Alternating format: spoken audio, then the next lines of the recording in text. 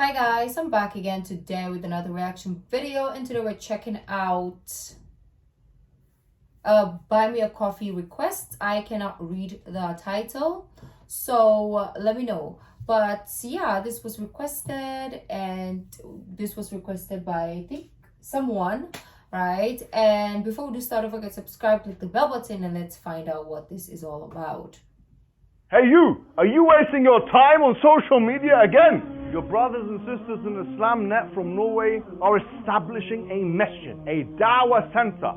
Establishing a masjid to convey the message of Islam is one of the best deeds a Muslim can do. There's a huge need for it in Norway. You know this and I know this. So that makes the reward even greater. So give generously and Allah Azza wa Jal will give you even more.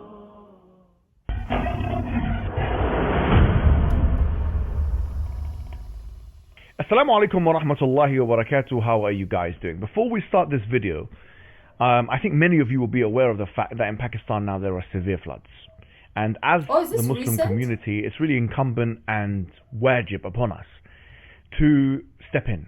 You know, Pakistan is one of the biggest Muslim countries, mightiest Muslim countries. And a seventh of the population of Pakistan is affected by these severe floods. 1,100 people have already been, have already died in these floods. So I will say, please, click on the link below and help the individuals and the people in Pakistan. The reason why I'm making this video is because actually it's come to my attention after the fact, after I've recorded a video with Ali last week. It came to my attention that there was one incredibly disturbing and alarming thing that I heard, which I think maybe if you listen to it as well, coming from a Muslim perspective, will agree is totally outrageous if understood in the way that it's stated. Let's see what's said. If a woman stepped out on her marriage, the vicious, poisonous, let's throw her out and get he could spit on camera, you know. But in a man's position, as long as we get a paper from the mosque and we cover it up, She states, if a woman stepped out of her marriage. Now, this phrase, stepped out of her marriage, I'll be honest with you, I thought she meant a divorce, and still maintain that she might have meant that. If a woman tried to seek a divorce, or tried to go for a khula or a fasakh or something like that, then X, Y, Z. And then she goes on to compare it with a man being married, getting a paper from the mosque, getting married, in a legitimately Islamic way, getting a paper from the mosque, probably without the knowledge of his wife. That's my understanding of what's happened. Now, first and foremost, I don't want to go straight for the jugular here, because although Merriam-Webster's dictionary and Cambridge Dictionary, both of them define the term stepping out as being unfaithful, which of course includes sexual infidelity here. We're talking about a woman who's committed adultery versus a man who's married another woman. Although that could be interpreted like this, I will not interpret it like that because there is plausible deniability. I will employ husn al-dhann on this occasion, and I will actually persuade and encourage everyone else listening to this to do so. However, because the matter has some level of shubha, has some level of ambiguity, I think still it requires a refutation. And moreover, I will say this: even if she did not, Sister Sumaya did not intend what she said, or what I've just described, this comparison we find very widespread among the Muslim community. A comparison of a polygyny that is done, especially if it's done without the first wife's knowledge, with full out adultery, which is zina in the context of marriage, which, as we know, both a man and a woman in Islam, if they commit such an act, both a man or a woman, this is considered one of the worst sins in all of Islam. Now let me attack the notion here. If someone who is a Muslim, who claims to be a Muslim, makes such a comparison and tries to create moral continuities between the two notions, then they have actually admitted to themselves that there is something immoral in polygyny. Even something immoral in polygyny that doesn't require the first wife's permission and or consent. I will say, where is the evidence for that? I will say, where is the evidence for that in Islam? Whereas if one is predicating, yes, their morality on an Islamic system, I want to know the evidence. Okay, so before we continue, of course, I'm gonna put my take, how I understood the sister side, the girl side, or what she was trying to say. For me, how I understood it is, she said, if a woman steps out, which is commit adultery in the relationship, she is, it's a big no-no. I mean, man or woman, it's a big no-no, obviously, okay? Common sense, right? It's a big no-no. So, in Islam, or in any situation, if a woman steps out of a wedding, of a marriage, or outside of her husband, she will be looked at in a disgusting way. Maybe they'll spit at her. Like, that's how I interpret it, okay? But if it is the male perspective, you can cover it with marriage papers. That's what I understood. Okay? Like, if a woman does it, oh yeah, she's a whore, she's this, she's that. But if a man does it, then it means that we can easily just say, oh, he was gonna get married. You can cover it with a marriage paper. You can hide it behind the marriage talk. The men can marry multiple wives kind of vibes. That's my take. So I don't know. Let me know.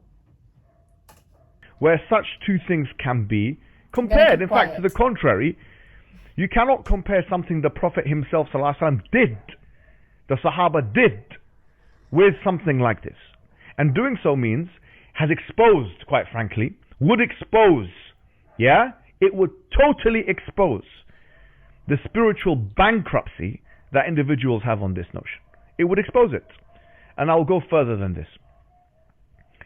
I will say, not only does it expose it, this one mas'ala, this one matter here, could be a window to your entire Islam. What is your evidence for that, Muhammad?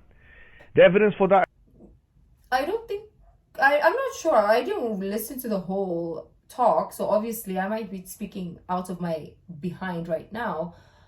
But I don't think it is the anti-polygamy thingy. I don't think it's like that. It's just anti-sexist. I think it's just sexist, is what I think she was trying to point out. And obviously, maybe the whole talk that the women were talking about probably was like, you know how society obviously looks at this a certain way, look at that. Even it's not even sexist. Sometimes it's racial. Sometimes it's religious. Okay, so I feel like they're just defending, because it was a women talk. So I feel like they were just defending like the feminine aspect of this whole situation. I hope they don't think it's right, because I didn't listen to it. I'm not sure if they think it's right anyways, or it's wrong to go outside of your relationship. that is what Allah subhanahu wa ta'ala says in the Quran, أَفَتُؤْمِنُونَ بِبَعْضِ الْكِتَابِ وَتَكْفُرُونَ بِبَعْضِ فَمَا جَزَاءُ مَنْ يَفْعَلُ ذَلِكَ مِنْكُمْ إِلَّا خِزْيٌ فِي الْحَيَاةِ الدُّنْيَا وَيَوْمَ الْقِيَامَةِ يُرَدُّونَ إِلَى أَشَدِّ الْعَذَابِ وَمَا اللَّهُ بِغَافِلٍ عَمَّا يَعْمَلُونَ. That you believe in parts of the book and reject other parts of the book. Now, I'm not saying this, by the way, just to make it more clear. This is applicable to Sister Somaya, because once again, there's plausible deniability. But the notion that two things like this can be compared is totally incorrect. Now, I want to take a step back and talk about something quite important. Individuals, because this has pastoral implications, who are actually going through polygamy, and women particularly who have serious emotions, because it's difficult. It is a jihad in itself. It is a struggle, especially for the first wife. It is very difficult. Of course, I can Anxiety read it, and jealousy and anger and frustration. It is not haram for a woman, and I make this very clear, it is not haram for a woman to not like polygamy for herself. The Prophet Muhammad ﷺ said clearly, حُفِّتَ الْجَنَّةُ بِالْمَكَارِهِ. that Jannah has been surrounded by hated things, disliked things. And Allah subhanahu wa ta'ala, He says in the Quran, He says, كتب عليكم القتال وهو كره لكم وعسى أن تكرهوا شيئا وهو خير لكم وعسى أن تحبوا شيئا وهو شر لكم والله أعلم وأنتم لا تعلمون. That fighting has been prescribed for you and it is hated for you. And you can hate something which is good for you. So there's nothing un-Islamic, sacrilegious, blaspheming about the fact that a woman doesn't want this for herself. I'm making this candidly clear. It's very important. I mean, most women will not want this for themselves, and for good reason. That is within their nature not to like it. Men should not blame them for that. Let me be clear. Men should not blame them for that. Oh, I don't want it. No. That is within her right and her nature. And in fact, she'll be rewarded if she continues and is resilient and so on. However, the problem lies not in the fact that you hate it for yourself, but that you start to abhor it or find it repugnant in and of itself. Or as a normative practice practiced by certain Muslim practitioners.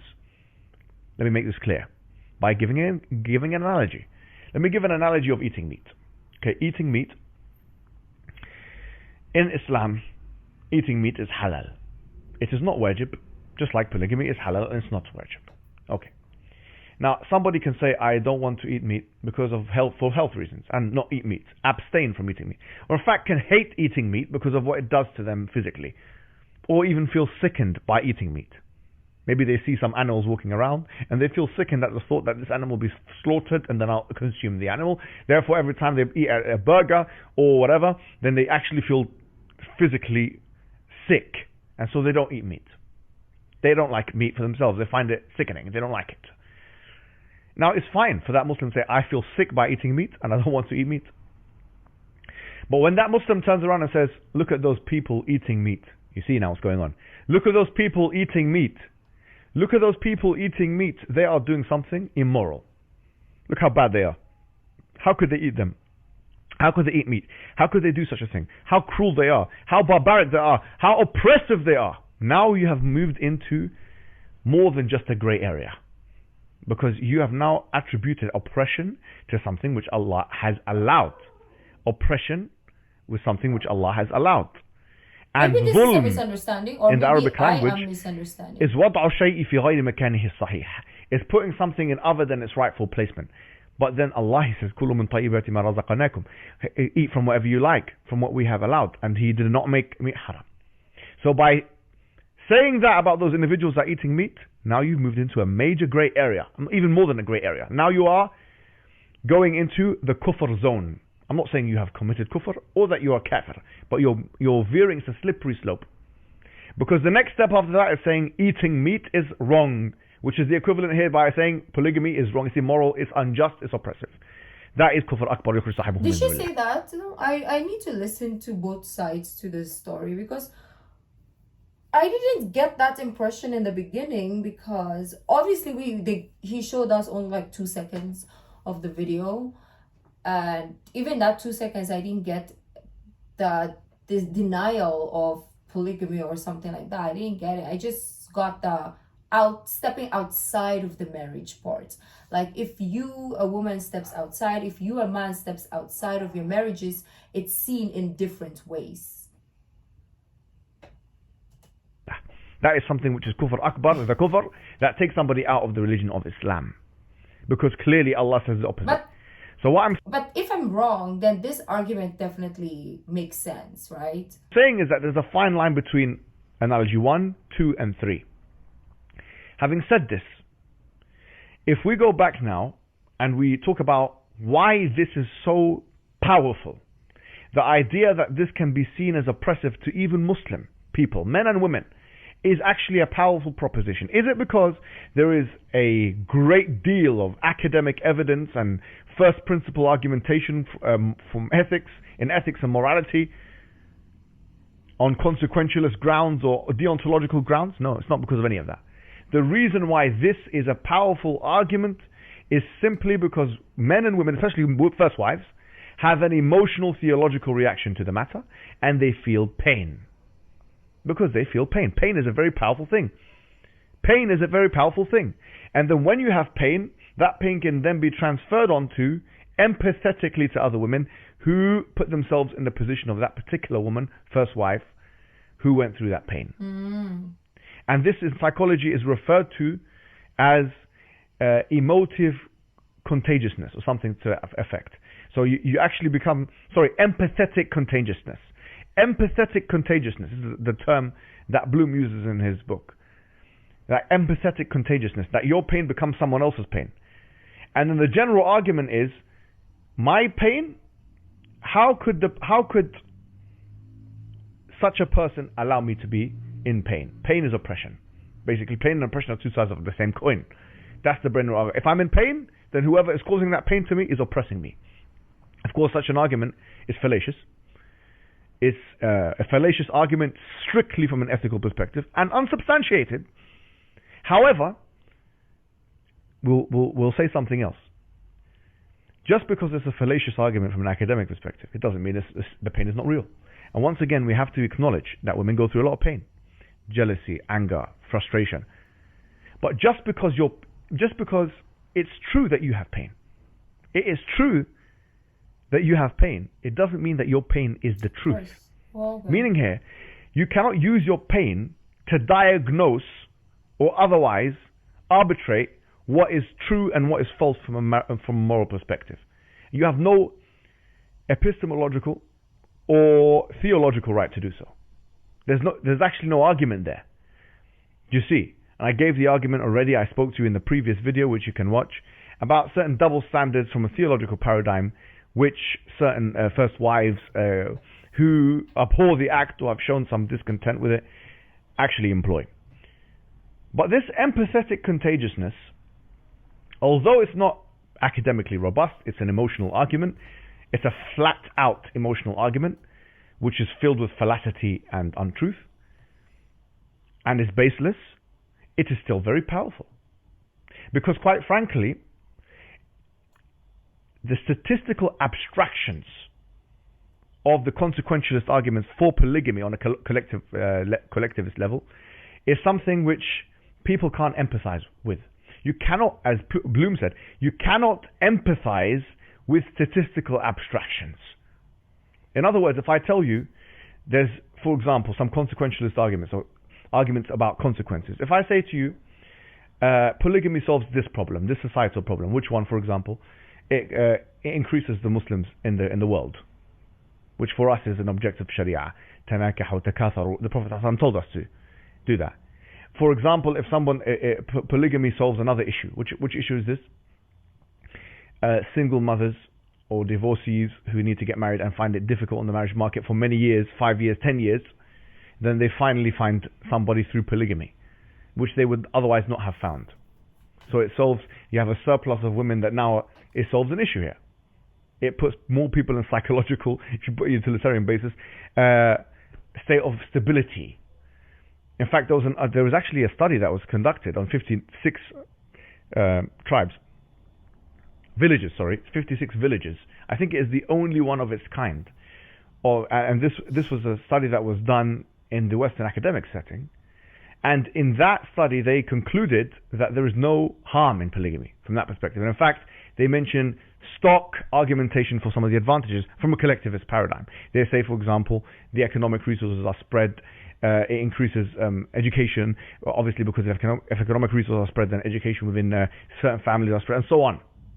So these arguments I'm putting forward to you now, which are collectivistically consequential in nature, are cold rationalization. You can't empathize with them. So even though on this basis you can make an argument, it's not going to compete for certain people who have had emotional theological reactions with the bitter pain of the emotional argument, even though it's a fallacious argument. Well, what is the argument? The argument is, I feel pain, therefore it's oppressive, which is false. It's a wrong, yani, how do you jump from A to B, yani? The point is. So that's the first thing I was saying. So this is very important. The second thing is to do with the point of disclosure, because they mentioned it many times in their video, and I didn't mention it, didn't talk about it. Now, in the religion of Islam does not encourage that you always have full disclosure with your partner. In fact, there's a hadith, and quite frankly, I'm saying it reluctantly because some people may misuse it. Some of us may misuse it, especially young people like me will misuse it, yes? But the hadith which says, لا يحل الكذب إلا في ثلاث, that lying is not allowed except in 3 circumstances. And one of the circumstances is hadith al-rajul imra'atahu. And to be fair, the hadith also says, hadith il-mar'a li zawjiha.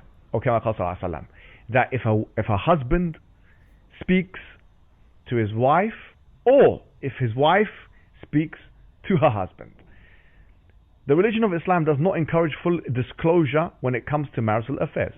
Why? Because there are some things which in romantic relationships are, if explained, it can cause some serious detriment to the marriage. And even the Prophet Muhammad ﷺ, he did this himself. Not that he lied, but he kept things secret. And this is in the Quran. وَإِذْ أَصَرَّ النَّبِيُّ إِلَى بَعْضِ أَزْوَاجِهِ حَدِيثًا فَلَمَّا نَبَّأَتْ بِهِ عَرَّفَ بَعْضَهُ وَأَعْرَضَ عَنْ بَعْض. This is in the Quran. That when the Prophet ﷺ, وَإِذْ أَصَرَّ النَّبِيُّ, the Prophet Muhammad ﷺ kept something from some of his wives. عَرَّفَ بَعْضَهُ وَأَعْرَضَ عَنْ بَعْض. He told some of his wives not to tell the other ones. So this whole discourse, which was quite prominent, about you have to be completely open and honest and so on, this is actually not substantiated with the text. There are some things in a marital situation from the Islamic perspective which should not be disclosed. Full disclosure is not the Islamic position. Clearly not. So this idea as why doesn't he come and speak to her, this and that. Especially, let me make a prediction for you. If, as we're seeing, because a lot of these matters are actually interconnected. There's a flesh that joins all of this stuff. In the Western context, for example, we're seeing, and I've mentioned this in previous podcasts, we're seeing, for example, men's children be taken away from him and weaponized at the expense of the children's well-being, their educational health, their physical health, their psychological health, and the man. Yes, and even the extended family of that man, which includes women, by the way. For example, the man's mother, etc. So when a dispute happens in a marriage, or that the woman will say to the man, I threaten you with the kids, or if you do this, you're not going to see your kids again. So in this situation, if you put him in this position and he gets married without your knowledge, then you have given him some reasonable basis to do so, quite frankly. You have given him a reasonable basis to do so. Because you're simply saying, I'm going to reward your honesty with destruction. How do you expect, quite frankly, a man to respond to such a situation, who, let's say, is physiologically inclined towards the polygynous option? Now, if you're a fool, quite frankly, then you would say such a thing. Because now you're basically giving him justification not to disclose certain facts. If you're not a fool and you handle the matter with maturity, then surely the man will maybe honest with you, maybe have full disclosure and speak to you about all these matters.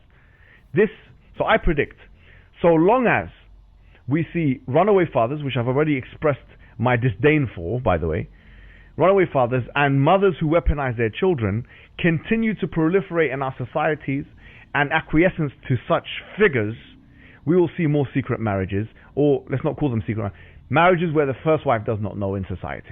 And they are jurisprudentially possible, by the way.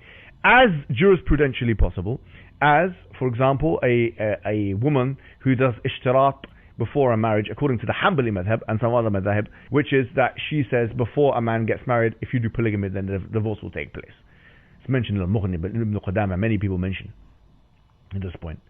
I can give you references for that. So in other words, if a woman says, I insist on monogamy, and according to the Hanbali madhab, they accept it. But other madhab, no. Since we're being jurisprudentially open, so other madhab say no. أي شرط ليس في كتاب الله فهو باطل. They bring the hadith, أو كما قال صلى الله عليه وسلم, and they say any condition that is not within the book of Allah, then it's already nullified. And this is the majority opinion. Okay.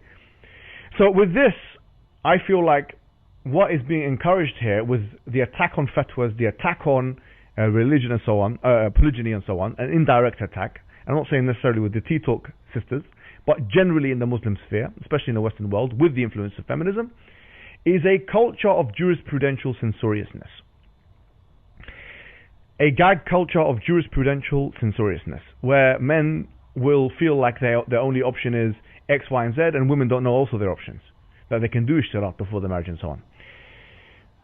And I want to say this, if we do, instead of thinking about the matter with a solid morality which is anchored in the Quran and Sunnah and in the jurisprudential tradition, but instead opt to deal with the matter in a way which is just based on our desires, then we would be falling into exactly what Allah subhanahu wa ta'ala refuted in Surah Al-Mu'minun. Where Allah subhanahu wa ta'ala says, وَإِذَا اتَّبَعَ الْحَقُّ أَهْوَاءَهُمْ لَفَسَدَتِ السَّمَوَاتُ وَالْأَرْضُ وَمَنْ فِيهِنْ, in chapter 23 verse number 71. That had the truth followed their desires, everything in the universe would have been completely corrupt. The universe, the heavens and the earth and everything within them would have been corrupt. Meaning what? Meaning that there is a very delicate and sophisticated system through which the universe operates. I thought it was gonna stop in a few seconds, but it didn't. So we are gonna move to the mic. That had the truth followed their desires, everything in the universe would have been completely corrupt. The universe, the heavens and the earth and everything within them would have been corrupt. Meaning what? Meaning that there is a very delicate and sophisticated system through which the universe operates. A very delicate and sophisticated system, call it the fine-tuning, call it whatever you like. That it's a Goldilocks zone of perfect numbers. Everything is, if it wasn't like this, then the universe wouldn't be a certain way. Truth. Now, the same thing applies. The phone that I'm using, the microphone that I'm using, the screen that you're watching me with right now. All of that is based on hard geometry and mathematics. It's not based on your volatile emotions. When you go on a plane, it's not based on your volatile emotions. The systems on the plane, the engine on the plane, the design of the architecture of the plane is not based on emotions. It's based on hard facts. Because your facts, actually, are indifferent to your emotions. The facts are indifferent to your emotions, whether you're positive or negative. Which means now, if you decide to let something as volatile as your own emotions be the guide, your moral guide in life, then you have a volatile life. You wouldn't allow such a thing to happen on a plane. You wouldn't say, I am going to ride a plane that is based on a volatile set of architectural or arbitrary set of haphazard architectural points of reference. Which means what? Which means that when you want truth, you opt for the truth which is solid. You don't and organized. Moreover, I want to make the point of cognitive dissonance. A lot of our sisters have, and brothers, quite frankly, and brothers as well. They have started to develop this disdain towards something which Allah subhanahu wa ta'ala has revealed. And by the way, we've already mentioned the ayat which talk about أَفَتُؤْمِنُونَ بِبَعْضِ الْكِتَابِ, and you believe in parts of the book and disbelieve in other parts. And we've also, to be fair, mentioned those ayat which reference that you can not like something for yourself, but there's one other set of ayats which we haven't mentioned. I'll just give you one example. ذَلِكَ بِأَنَّهُمْ سَخِطُوا بِمَا أَنزَلَ اللَّهُ فَأَحْبَطَ أَعْمَالَهُم, which is that when Surah Muhammad, where Allah subhanahu wa ta'ala says, that is because they hated what Allah has revealed, so Allah has destroyed and nullified all of their deeds. If you become an individual who went to stage 3 in the vegan analogy, which is now you're starting to say that the thing is immoral itself, then you're an individual who now أنت تسخط, or you hate what Allah subhanahu wa ta'ala تسخط. You hate what Allah subhanahu wa ta'ala has revealed, and you're going to have nullified actions. You're going to have nullified actions. Yes. Oh, Do you think this is a laughing matter and a joking matter? This is a serious matter. It's not giggle culture. Froze for a second. Yeah, this is a serious matter. And it creates, even on a psychological level, it creates cognitive dissonance. Because cognitive dissonance is a psychological disorder where you claim to believe in something, but then actually your actions show something completely different. So individuals who fall for this kind of fall prey to this kind of thing, they are the least psychologically contented individuals, because they suffer from the deepest and most entrenched type of cognitive dissonance, which causes an internal struggle within them, which leaves them unsettled and anxious, to say the least. And one more thing I wanted to say about this whole polygyny issue is about framing, how this whole thing is framed. Now, this might sound unusual to a lot of you, but many of you will know in the public discourse, we hear things to the effect of a Muslim man has a right to marry a Christian and Jewish woman. Okay? So it's spoken of what the options of marital options of a man are spoken of in terms of rights. This is framing now. I'm saying, okay, but a Muslim man cannot marry a Muslim woman. It's never framed a Muslim man does not have the right to marry a married Muslim woman. Yeah? But it is never also framed that a Muslim woman has the right to marry a married Muslim man. So the whole rights, responsibilities, rights, inhibitions framing is actually unusual. To me, it is skewed, it is biased, it is wrong. Another thing that can be said is that, for example, when we talk about rights and responsibilities, when we talk about the issue of polygyny, some, especially non-Muslim detractors, anti-Islamic detractors, they frame the issue as an issue where men are taking advantage of women. But actually, subsequent wives are also in the framing here. In other words, there needs to be an accomplice. And the accomplice is a subsequent wife. And the subsequent wife is a woman herself. So why is the issue not seen as a woman versus woman issue?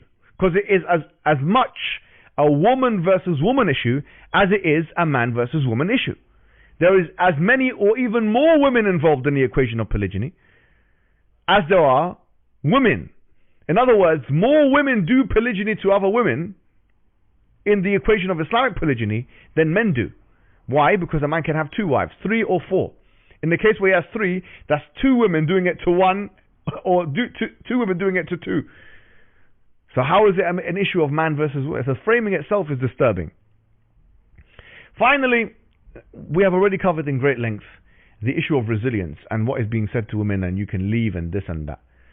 One very common thing that happens in polygyny is that a woman will ask or give the man an ultimatum. If you don't divorce this person, then goodbye.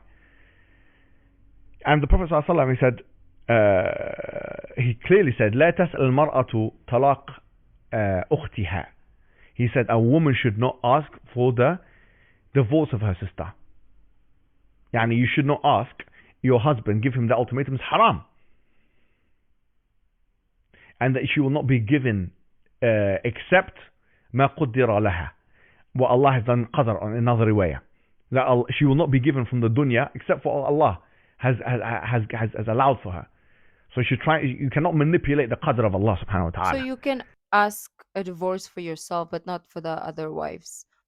Well, fair enough, because it's not your life anyways, right?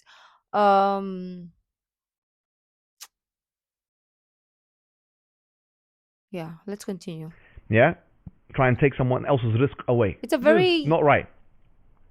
And this can be done directly and it can be done indirectly. It's a very deep topic that I want to say something, but I don't want to say something also because I don't know the entirety of the Islamic laws and teachings on this topic. So whatever I say is going to be just based on like my own understanding and logic and maybe observations, and it's not maybe valid in terms of like the Islamic way. So that's why I'm just quiet and I'm making all these faces, because in my head, in my perception, it doesn't make sense, but maybe in the perception of Islam it does make sense. So that's something that obviously I haven't delved into. Because some women will not say directly, oh, go and divorce, I give you an ultimatum. But she'll make the man's life hell, and she will indirectly hint at the fact that she wants him to divorce. The point being here is, these things are not mentioned in the context of polygyny. These things are not mentioned in the context. And the idea of a woman herself asking for a divorce for no reason, the Prophet ﷺ said, أيما امرأة سألت من زوجها طلاقا من غير بأس فحرام عليها رائحة الجنة. Any woman who asks for her husband a divorce for no reason, then it's haram for her the fragrance of heaven. These things are not even mentioned by certain sisters that are talking about the rights and responsibilities and issues like polygyny. And that's why it's very dangerous to come and speak about these matters without Islamic knowledge or consultation or a fair representation. In And that's any why regards, these Christian, Islam, cultural, it's all complicated. It's just full of complications, to be honest. But maybe yet again, that is also haram. So I don't know. kinds of videos are required to counter these kinds of other videos. And what I will say is, when you consider the matter clearly, I will finish with what I'm about to say. When you consider the matter clearly, and you have to be honest with yourself, whether you're a man or a woman, but going back to the vegan example, if you're an individual who has started to find disgusting the fact that other men practice this act of polygyny in a normative way, yeah, whether they do it in a way which is jurisprudentially ideal or not, so long as it is halal and is allowable through an opinion, whether it's misyar or not, because misyar is tanazul an ba'd al-huquq and it's allowed in Islam. Yes, it is allowed in Islam. Sauda bint Zam'a did this misyar with the Prophet Muhammad sallallahu alaihi wasallam. So she's not doing 50-50. Such a model is also flexible enough to be allowable in the Islamic state. Whether it's misyar or any type of polygyny, which is acceptable jurisprudentially, if you find yourself looking at such a thing, an action, and saying that is disgusting in my opinion, or I find that people do that are oppressive, then know that you are skating on thin ice, know that you are playing with your iman, and know that the problem is deeper than this mas'ala. This issue has just highlighted the deeper iman problem crisis that you have. Because the real problem is maybe, well, you have to look at it, the extent to which you actually believe that the man called Muhammad ibn Abdullah, who came in the 7th century, the man who claimed to be a prophet, the extent to which you believe this is actually the case, that is itself now in question. Because it's not just a matter of iman or kufr. There is a range of different iman. Iman goes up and down. Yaqeen is at the highest. Aynul yaqeen, ilmul yaqeen, top level certainty. That's at the top level here. Yes, but you may be wavering at the 50% mark. You may be at the 55%, 60%. This is where the issue is. Because somebody, uqsumu billah al-azim, who believes 100%, this thing is halal, they will not have a problem with the hukm itself in any way, or the practitioners of it. They will have a problem with it being done to themselves, as we saw with the mothers of the believers and the greatest women of all time. That's fine. That you're allowed to, this is what is allowed. This is absolutely, no one should be shamed or blamed for any of that. But this is how it is. So if you realize that you have a hole in your iman, you have to go back to the drawing board and read the seerah, read the Quran, do your azkar. Because when you do things like that, then your iman is raised and this stuff becomes quite easy to believe, to be honest. Very easy to believe. That's all I have to say. Wassalamu alaikum wa rahmatullahi wa barakatuh. The Prophet Muhammad Well, I didn't know like the depth and everything, so this it's a little bit confusing, of course.